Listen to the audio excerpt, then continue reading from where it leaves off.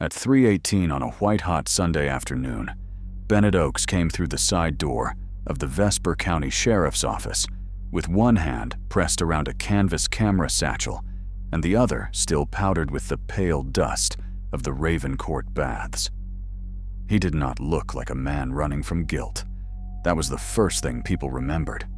He looked like a man who had been trying for an hour to keep a disaster from becoming worse. His khaki shirt was torn at the sleeve. His neck was sunburned. A line of dried blood marked the inside of his forearm where, he said, a rusted hinge had caught him while he searched the East Arcade. He carried the satchel as if it were a child he had failed to rescue. The desk deputy, a young woman named Marek Dawn, asked him to sit down. Bennett shook his head. "She went under," he said. "Or someone took her in. I don't know which is worse." The missing woman's name was Vivian Seal. She was 30 years old, a film photographer with a patient voice, a black canvas hat, and a habit of touching old walls before photographing them, as if she needed to ask permission from places that no longer belonged to anyone. She had been hired by Bennett's Preservation Trust to make a final photographic record of Ravencourt before the county fenced off the remaining structures for demolition.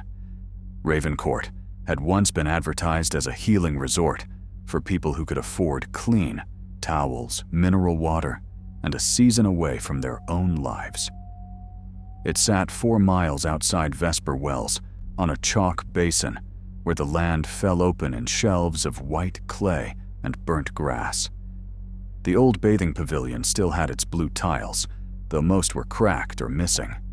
The hotel roof had collapsed into the dining room.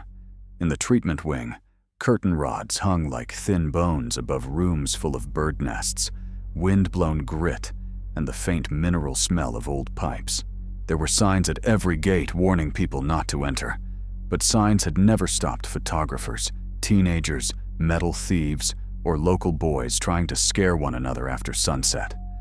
Bennett was the one person in town who seemed to know every safe way through the ruin. He was 42, neatly built, with a trimmed beard and the reassuring posture of a man used to standing beside easels at public meetings. He directed the Ravencourt Preservation Trust, a non-profit that sold calendars, led permitted history walks, and argued endlessly that even broken places deserved accurate memory. For 2 years, he had tried to persuade the county to document Ravencourt before tearing down the worst of it. Vivian's survey was supposed to be the trust's proof that the building had dignity left. According to Bennett, he and Vivian had entered through the south gate at 10:15 that morning. They carried permission papers, hard hats, a two-way radio, bottled water, her Rolleiflex, her Nikon, and a canvas pouch of film rolls. They began in the open court, moved through the pump room, then crossed toward the West Arcade, where the old bath cells still held stained porcelain tubs. Vivian took light readings slowly. She kept asking Bennett to stand away from the frame. She liked absence, he told investigators. She liked rooms after people had left them. At 1:20, Bennett said, they heard someone moving deeper inside the ruins. He called out. A man shouted back.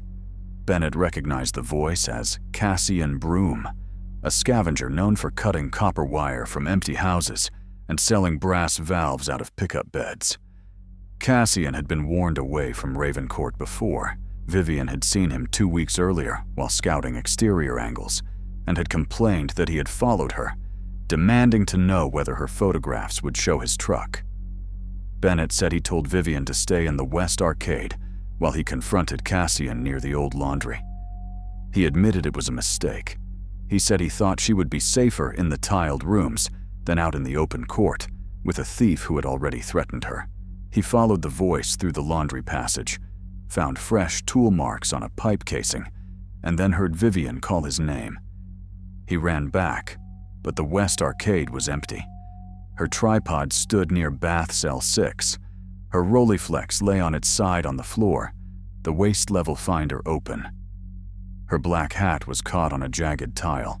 One of the iron doors to the lower brine chamber stood partly open. though Bennett insisted it had been bolted when they arrived.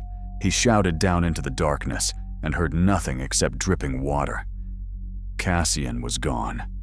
Vivian's Nikon, 3 film rolls, and her yellow focusing cloth were missing from the satchel. Bennett claimed he tried to descend the first steps, but the stair broke under his boot, and he cut his arm on the hinge while pulling himself up. By the time he reached the road, his phone had no signal. He drove straight to the sheriff's office. The story was awful, immediate, and plausible. Ravencourt was dangerous. Cassian Broom was real. Vivian was cautious. But caution did not always matter inside a building built before modern safety codes and abandoned long enough for floors to turn hollow. By sunset, deputies, firefighters, and volunteers were strung across the basin in orange vests. Bennett walked them from gate to gate, pointing out old wells, collapsed service stairs, and rooms where the ceilings looked stable only until a person breathed wrong under them. Vivian's mother, Nerita Seal, arrived after dark in a blue sedan with a cracked windshield and a sweater buttoned wrong. She had driven from Larchfinn, 90 miles away, and brought with her a plastic bag containing Vivian's dental records, a hairbrush, and the last voicemail her daughter had left that morning. "I'll call tonight," Vivian had said in the message. "Don't worry if I'm late. The light out there takes forever to get good." Nerita played that message for Detective Rowena Quast in the parking lot beside the command trailer, and then she turned away before it ended. She was a quiet woman with painter's hands, fingers permanently nicked by solvents, and wire from years of repairing frames at a community art center. She understood her daughter's work better than most parents understood their children's obsessions.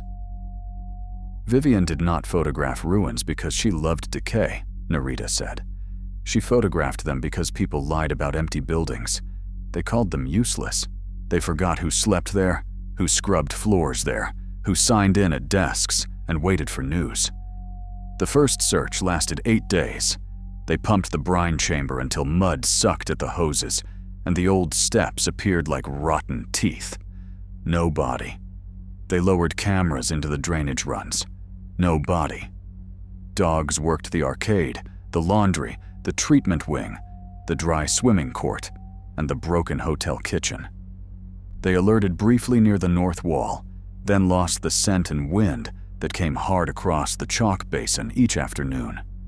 Cassian Broom was picked up on the second day at his sister's trailer, with 2 brass faucet bodies and a coil of old wire in his truck. He denied touching Vivian. He admitted entering Ravencourt. He admitted shouting at Bennett because Bennett had threatened to call the sheriff again. He said Vivian was alive when he left. His timing was not clean. His boots matched partial prints in the laundry dust. He had scratches on both wrists.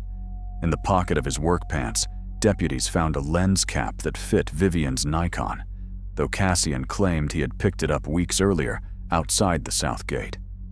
The town did not need much more. Cassian had been disliked before the case. After Vivian vanished, dislike hardened into certainty. Bennett never sounded triumphant about that certainty. That helped him. He gave interviews with red eyes and careful words. He said Cassian deserved due process. He said the ruins were the true enemy because years of neglect had turned history into a trap. He sat beside Nerita at a candle vigil in the high school gym and did not touch her shoulder until she leaned toward him first. He organized volunteers to print Vivian's photographs from older negatives and hang them in the library meeting room. The exhibit was called Rooms That Remain. People cried in front of pictures of empty corridors and peeling hand-painted numbers above doors. Bennett spoke softly about Vivian's talent, her patience, her respect. Privately, Detective Quast was less certain than the town.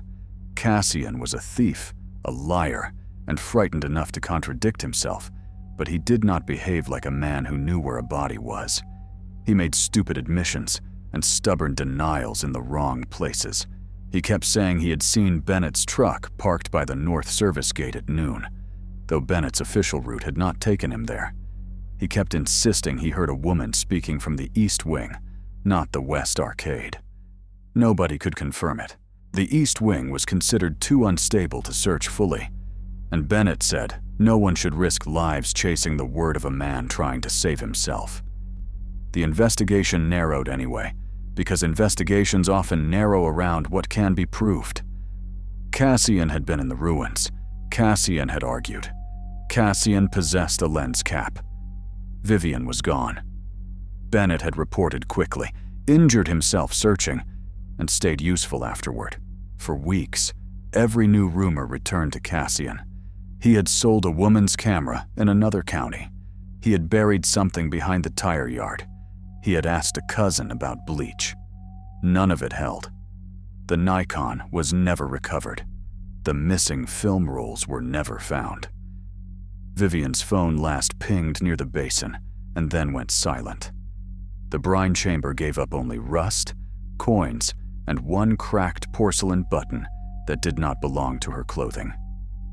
By the third month, the command trailer was gone. By the fifth, the county crews put heavier chains on the gates.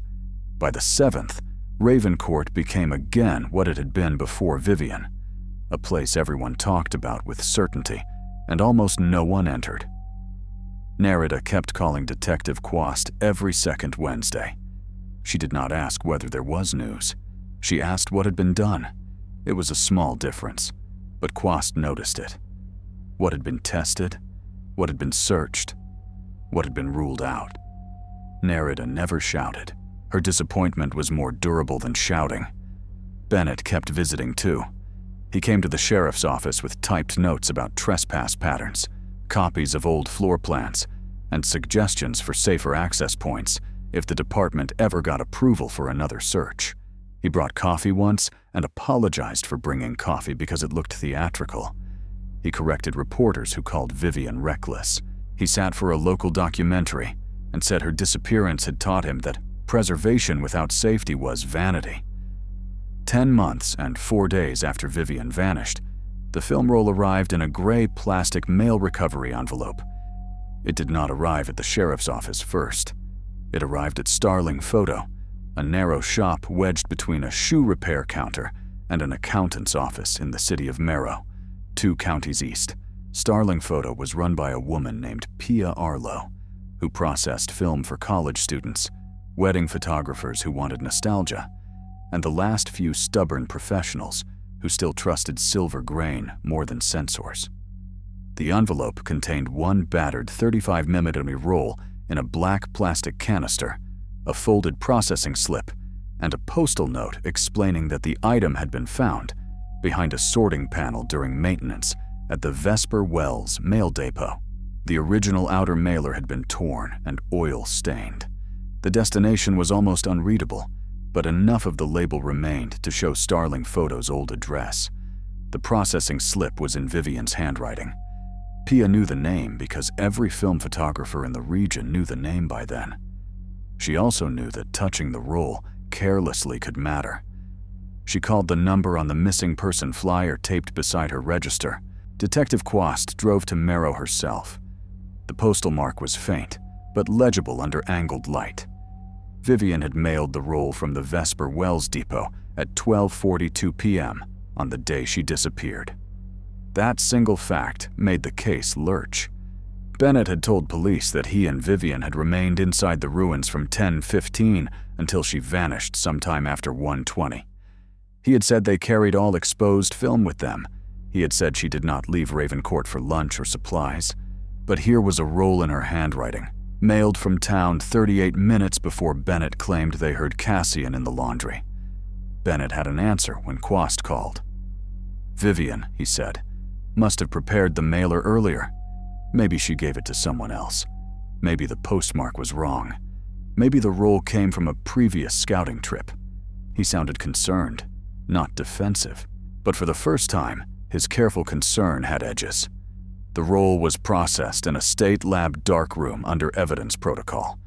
The negatives came out dense in places, scratched along one edge, but usable. There were 36 frames. The first 12 showed Ravencourt's exterior in hard morning light. The broken fountain, the south gate chain, Bennett's white truck parked where he said he had parked it. Frames 13 through 19 moved through the pump room in the West Arcade. Vivian had photographed Bennett from behind while he unlocked a door.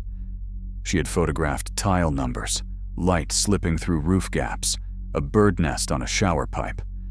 Nothing contradicted the report. Frame 20 changed everything. It showed the East Service Court. Detective Quast recognized it from floor plans, not from personal experience. The East Service Court had been declared inaccessible because the covered passage leading to it was blocked by a collapse. Bennett had said Vivian never entered that side. The photograph showed otherwise. In the image, Vivian was facing a row of tall windows whose lower panes had been painted white decades earlier. There was a shadow of the camera on the floor, small and square. The frame also held a woman standing in a doorway at the far end of the court. At first glance, everyone in the lab thought it was Vivian caught in a reflection. Then, Pia Arlo, who had been allowed to view the contact sheet after giving her statement, said, "There isn't any glass there." The woman in the doorway had Vivian's face, not a resemblance, not the ordinary echo that runs through cousins and sisters. The same high forehead, same narrow chin, same left cheek hollow, same slightly lowered right eyelid. But her hair was longer, almost to her waist, and tied with a strip of gray cloth. She wore a faded green coat, buttoned to the throat despite the heat. Across her right eyebrow was a pale, curved scar Vivian did not have. Frame 21 was blurred because Vivian had moved.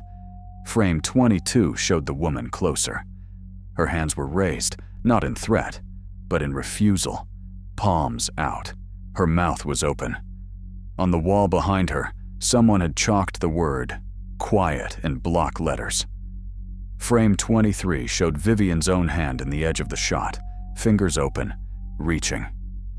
Frame 24 was the one that made Narita Seal sit down hard in the lab viewing room and put both hands over her mouth. Vivian had set the camera on something low, perhaps a tiled bench, and used the timer. The photograph was crooked, tilted down, but it caught two women in the same frame. Vivian stood on the left in her black hat and sleeveless linen shirt. The other woman stood 3 feet away in the green coat, rigid with fear. Their faces were nearly identical. Between them, on the wall, hung an old oval mirror with no silver left in its center, so that instead of reflecting them, it framed flaking plaster and a dark doorway. Nobody said twin at first. The word came too quickly and too slowly. It seemed absurd in a police lab with fluorescent lights and numbered evidence sleeves. But once the word was said, no one could unsay it. Narita said, "I had one child." Her voice was not denial, it was terror. The remaining frames were worse for Bennett. Frame 26 showed his white truck through a broken east window, parked by the north service gate Cassian had mentioned months earlier. Frame 27 showed Bennett entering the service court with his hard hat under one arm and his face turned toward the hidden woman. Frame 28 caught his hand gripping her wrist.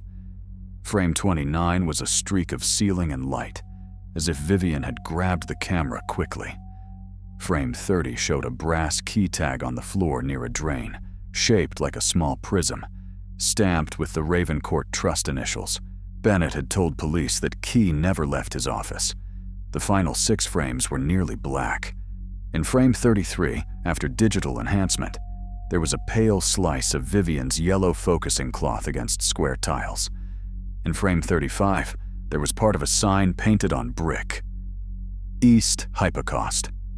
In frame 36, nothing but darkness and a crescent of light, as if the camera had been inside a bag when the shutter fired for the last time. The film did not solve the case. It made the old solution impossible. Bennett came in voluntarily. He wore a navy shirt and no beard stubble. He looked older than he had at the vigil, but not frightened enough. Quast placed prints from frames 20, 24, 26, and 28 on the interview table. Bennett stared at them with a stillness that seemed practiced until frame 24, when his eyes flicked away from the 2 identical women. He said he had never seen the woman before. Quast asked why Vivian had mailed a roll from town at 12:42. He said he did not know. Quast asked why his truck was at the north service gate. He said Cassian must have moved it in the confusion. Quast asked why a key tag he claimed was secure appeared in Vivian's film. He said the image was too blurry to be certain. Detective Rowena Quast was not a dramatic interrogator. She did not slam folders or promise invisible evidence. She let silence work until it became too heavy for liars to hold. Bennett filled it with reasonable sentences. He said Vivian sometimes wandered for angles. He said the east side was more accessible than he remembered. He said trauma had compressed the timeline. He said grief made people want villains, and he would not participate in turning confusion into accusation. "You were the one who gave us Cassian Broom," Quast said. "I told you what I believed. You told us where not to look." Bennett looked at the photographs again. "No, I told you where the building would kill another person." The warrant for the East Wing took 48 hours. County attorneys argued about safety. Engineers argued about load-bearing walls. Bennett's trust filed an objection, claiming the search could destroy historically important tile work, then withdrew it when reporters heard. On a cold morning in late February, deputies, forensic technicians, and a structural engineer entered Ravencourt through the north service gate. The passage Bennett had called blocked was not blocked in the way everyone had imagined. Rubble filled the public hallway chest high, but behind a rusted linen cabinet, there was a narrow service gap, covered from the outside by 2 sheets of corrugated tin, painted to match the shadows. Someone had known where to pull. Someone had walked through often. The East Service Court was smaller than it appeared in Vivian's photographs. The painted windows filtered the sun into a bruised, milky light. The tiled floor had been swept recently in arcs that did not match wind. In a former nurse's pantry, investigators found a cot, a kettle, cans of peaches, paperback mysteries, a stack of folded clothes, and a plastic crate full of sharpened pencils. On one wall, dozens of paper rectangles had been pinned in rows. Most were magazine clippings of faces cut from advertisements, arranged by feature. Eyes, mouths, hairlines. In the middle was a photocopy of one of Vivian's older publicity portraits, folded twice and worn soft at the crease. Quast stood in the pantry a long time without touching anything. A person had lived there, not like a squatter passing through, but like someone being kept in a pocket of the building.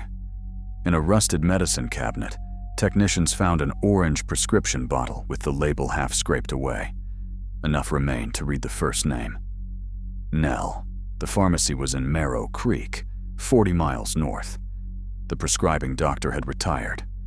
The address on the file belonged to a rental cottage owned by a shell company tied to Bennett Oakes's trust. That was how the hidden twin became not a ghost in a photograph, but a woman with a pharmacy record, an address, and a life someone had deliberately kept small. Her name, at least the name she had used for 15 years, was Nell Crane. When officers reached the Marrow Creek cottage, it was empty except for a mattress, 3 mugs, a locked wardrobe, and several notebooks filled with the same sentence written over and over in different sizes. "I am not Vivian. I am not the missing woman. I am Nell."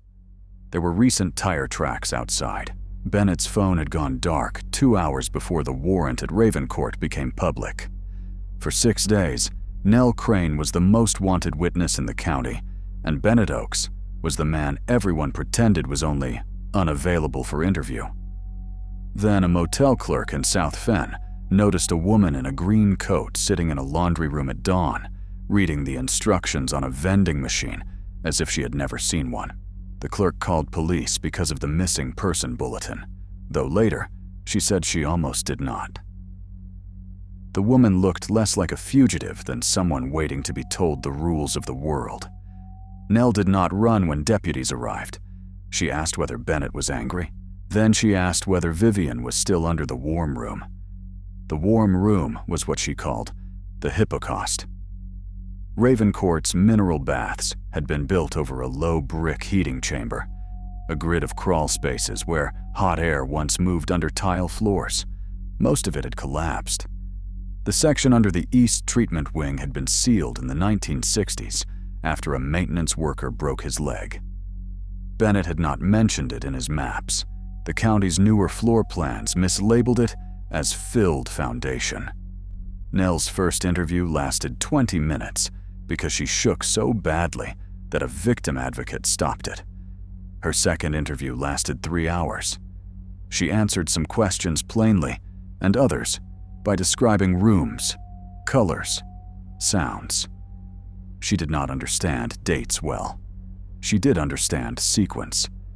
She said she had lived many places with Bennett's mother, then with Bennett, sometimes cottages, sometimes the back rooms of closed buildings he was trying to save.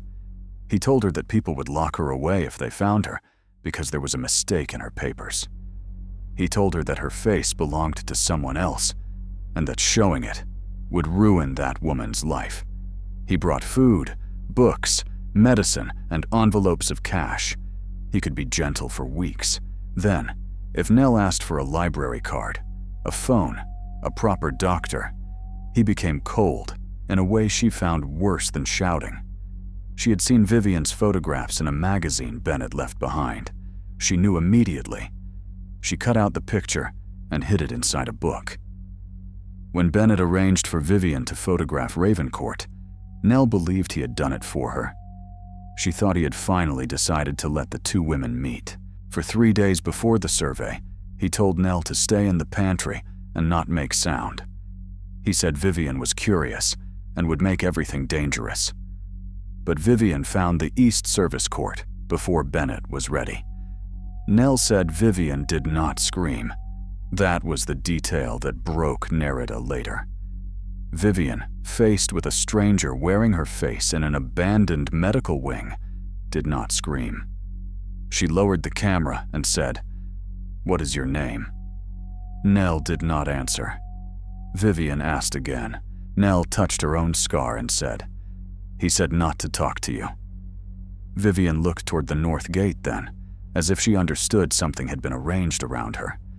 She asked whether Bennett had hurt Nell. Nell said no, because she believed no was safer. Vivian took 2 photographs. Nell asked why. Vivian said, "Because light is a witness when people are scared to be." They were still speaking when Bennett entered. Nell remembered his white shirt before she remembered his face. She remembered him saying Vivian had ruined everything by being early. Vivian said she had mailed the first roll already. Bennett told her she had no right. Vivian told Nell to walk behind her.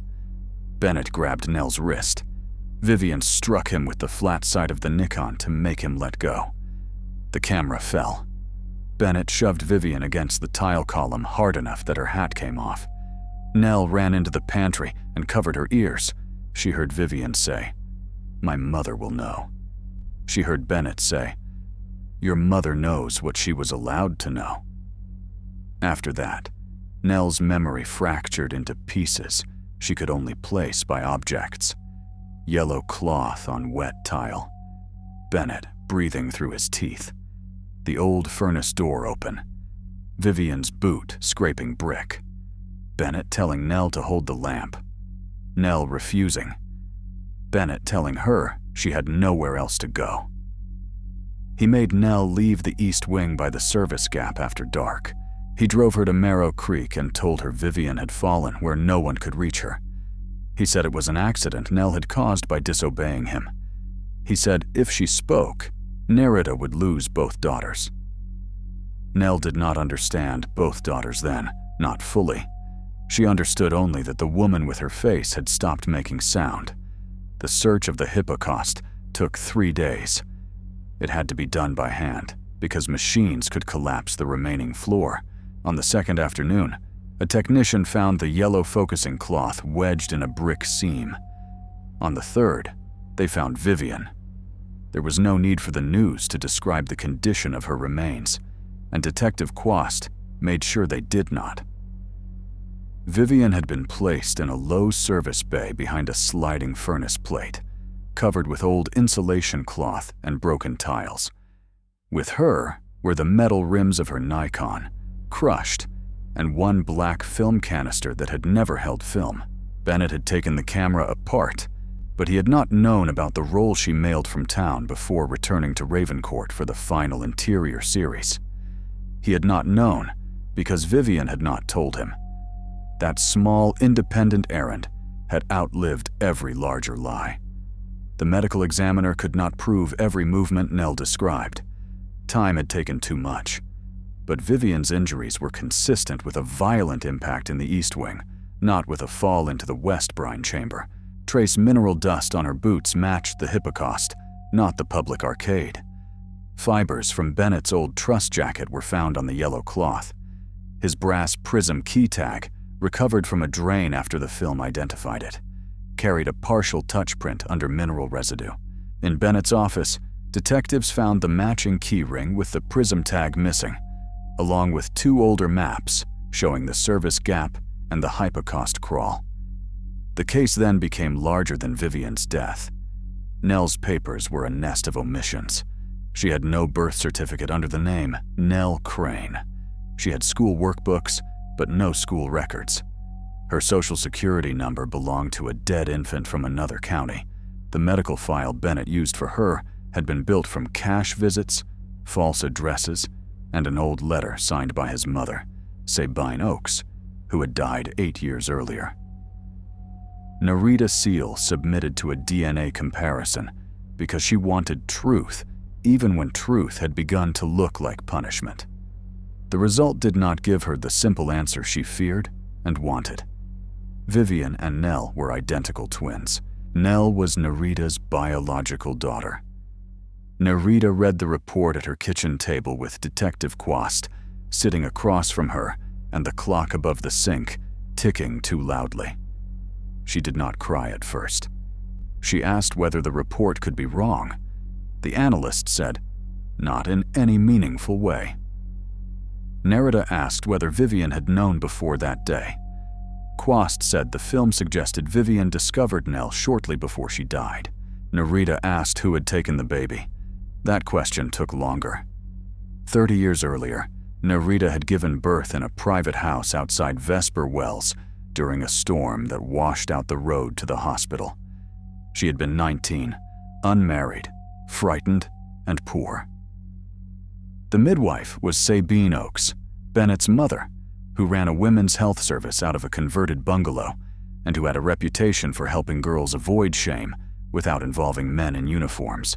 Nerita remembered being told she had delivered one healthy girl and one malformed, stillborn child she was not allowed to see because the sight would harm her. She remembered bleeding, fever, days of sleep, and Sabine's voice telling her to be grateful for the child in her arms. There had been no stillborn child. Sabine had kept the second girl. The motive for that old crime was not clean enough for melodrama. Sabine had not been running an institution. She had not been selling babies in rows. She had wanted a child for her sister, who lost 3 pregnancies and then died before the arrangement could be made legal. By then, Sabine had a living infant without a certificate, a terrified young mother who believed one twin was buried, and a family unwilling to tell the truth because the truth had already grown teeth. She raised the girl in secrecy first, as a niece, then as an obligation, then as a burden she disguised as protection. Bennett inherited the secret along with the trust properties, the storage units, and his mother's talent for making confinement sound merciful. In the years after Sabine died, Bennett's reasons changed. Nell's existence would expose kidnapping, fraud, false medical files, and decades of stolen benefits routed through accounts Bennett controlled. More immediately, it would expose his preservation trust as a machine that used public sympathy to hide private theft. He had been selling architectural fragments from Ravencourt to collectors while telling the county vandals were stripping the place. Blue bath tiles, brass valve plates, ceramic room numbers, Even the carved glass from the women's solarium had disappeared into crates. Nell had watched him pack them. Vivian's camera, had she lived, would have shown the missing walls. Cassie and Broom had stolen copper, yes. He had lied, yes. But Bennett had used Cassie in small, ugly crimes as a frame around his own. The scavenger was easy to dislike. Bennett was easy to trust. That had been enough for 10 months. Once the film roll surfaced, people tried to remember Bennett differently. They said his speeches had been too smooth, his grief too polished, his knowledge of the ruins too complete. But that was memory repairing itself after embarrassment. At the time, he had seemed exactly like the kind of man the town wanted near a tragedy. Competent, articulate, wounded in public, but never messy. He knew when to lower his voice.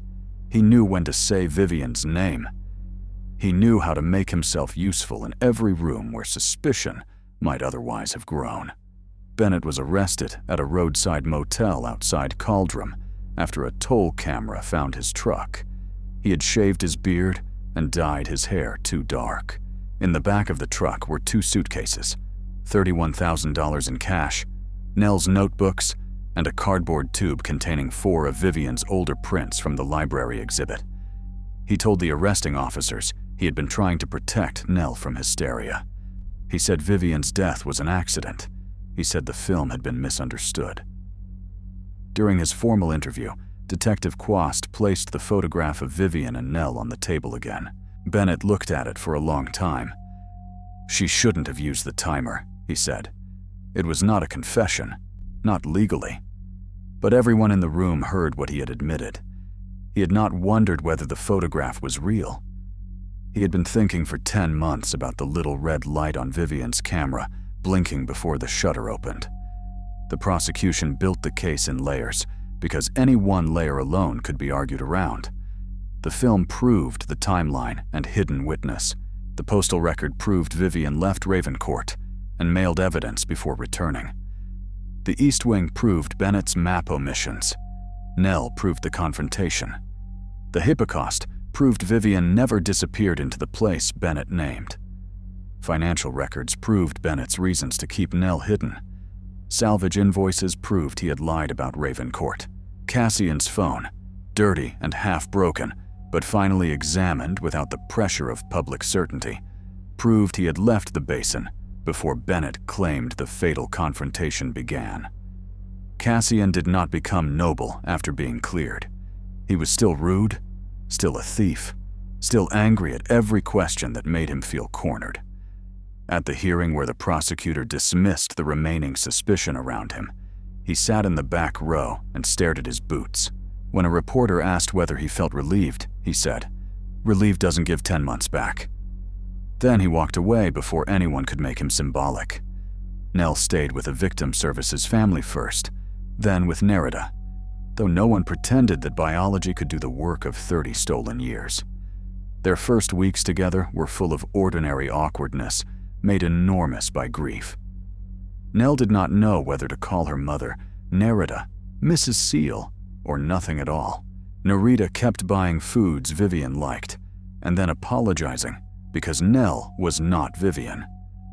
Nell slept with the hall light on. Nerida woke before dawn and stood outside the guest room to hear breathing, ashamed of her own need and unable to stop. They did not become a miracle. They became 2 women, learning how to sit at one table with the same face missing between them. Nell asked once to see Vivian's photographs. Nerida showed her the safe ones first. Empty motels, a boarded dance hall, a flooded school gym where basketball lines vanished under brown water. Nell studied them silently. "She looked for doors," Nell said. "Yes," Nerida answered. "She found mine." The trial began in November, when the basin grass had gone silver and Ravencourt's demolition had been halted by court order. Bennett's defense argued accident, panic, inherited family dysfunction, and Nell's unreliable memory. They suggested Vivian, ambitious and intrusive, had startled a fragile hidden woman and caused a struggle Bennett could not control. They suggested Bennett concealed the body because he believed no one would understand Nell's existence. They called it a tragedy of fear. Detective Quast testified without ornament. Pia Arlo testified about the role. The postal maintenance worker testified about the sorting panel. A structural engineer explained the service gap. A forensic photographer enlarged frame 24 until the jury could see Vivian's hand slightly open beside her leg. Not clenched, not attacking, simply there. The lab analyst explained how the sequence of negatives made staging impossible after the fact. Financial experts walked through accounts in Bennett's trust with the boredom that sometimes destroys lies more effectively than outrage. Nell testified for less than an hour. She wore a blue sweater Nerita had bought, but did not sit like Vivian in it. That mattered. People who had expected a resurrection saw instead a living witness with her own fear, her own scars, and her own way of answering. She did not look at Bennett when she entered. She looked at the jury, then at the water glass, then at the photograph of herself and Vivian projected on the screen. The prosecutor asked what Vivian had said to her. Nell pressed her hands together until her knuckles whitened. She asked my name. What did you tell her? I didn't. Why not? Because I thought names were things Bennett gave permission for. No one in the courtroom moved. When Bennett's attorney asked whether she might have misunderstood the struggle, Nell looked confused, then tired. She said, I misunderstood my whole life. Not that. Bennett was convicted of second-degree murder, kidnapping-related offenses tied to Nell's concealment, evidence tampering, fraud, and obstruction. The sentence ensured he would be an old man before he could ask the state for mercy. He spoke before sentencing for 9 minutes. He apologized to the county, to donors, to the trust board, to the memory of his mother, even to Ravencourt as a place. He did not apologize to Vivian until the judge asked whether he intended to say her name. By then, the apology had no weight left to carry. Ravencourt was not demolished that winter. The county sealed it properly, mapped it honestly, and removed the movable artifacts into evidence storage. Later, after the trials and appeals, part of the East Service Court was stabilized as a memorial site, though Nerida insisted it not become a shrine to the crime. There was a small plaque near the south gate with Vivian's name, her dates, and one sentence from her notebook. Empty rooms are never empty if someone is still lying about them. The photograph of Vivian and Nell was not placed on the plaque.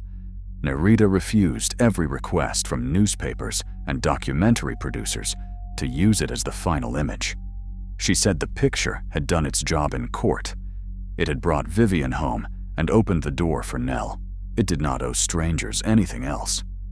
Pia Arlo kept a duplicate contact sheet in a locked drawer at Starling Photo until the appeals ended, then returned it to the evidence archive. She sometimes told young photographers the story without names when they complained that film was slow. Digital pictures could travel the world in a second, she said, but slowness had saved this one. A roll had been caught behind a postal panel, held in darkness, delayed by oil and torn paper and bureaucracy. It had waded through vigils, rumors, false certainty, and a man's speeches. When it finally met chemicals and light, it did not explain. It simply showed what had been in front of the lens. Vivian had once told an interviewer that a photograph was not truth. It was a question with edges. For 10 months, the question had sat in a black canister while everyone accepted the answer Bennett offered. Then the roll opened, and there were 2 faces in a ruined room where there was supposed to be only one. Nerida visited Ravencourt for the last time on a morning after rain, when the chalk basin smelled briefly clean. Nell went with her, but stayed near the gate. The east wing was locked behind new steel, and the county had cut a safe path only as far as the old fountain. Nerida carried Vivian's black hat, recovered from evidence, brushed and boxed, and still marked inside with dust that would never fully come out. She did not leave it there. That surprised Detective Quast, who had come quietly in case the visit became difficult. Narita held the hat against her coat, looked through the fence at the broken roofs, and said the ruins had taken enough. On the drive home, Nell asked whether Vivian would have photographed the place after everything. Narita thought for a long time. The road out of the basin was straight, wide on both sides, with fence shadows crossing the windshield in narrow bars. She would have, Narita said, but she would have waited until you were ready to stand wherever you wanted. Nell looked out at the flats, at the low sun turning old dust into brief gold. She had spent most of her life being told that light was dangerous because it showed her face. Now, light only came through the window and moved across her hands. It did not ask permission from Bennett. It did not split her from the world. It did not bring Vivian back. But it stayed.